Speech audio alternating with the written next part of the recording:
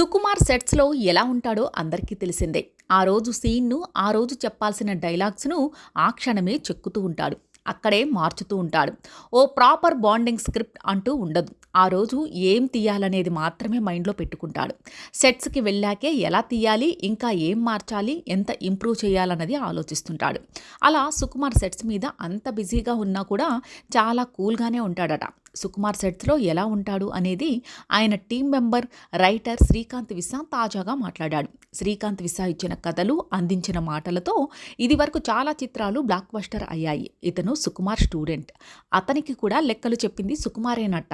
ఈ విషయాన్ని తాజాగా 'పుష్ప 2' సక్సెస్ మీట్లో సుకుమార్ తెలిపాడు. తన టీంలో మొదటిసారిగా ఓ రైటర్ను పెట్టుకున్నానని, అంతేకాకుండా టైటిల్స్లో శ్రీకాంత్ మాటలు అనే క్రెడిట్స్ ఇచ్చానంటే అర్థం చేసుకోండి అంటూ సుకుమార్ అతగాడికి మంచి ఎలివేషన్ ఇచ్చాడు.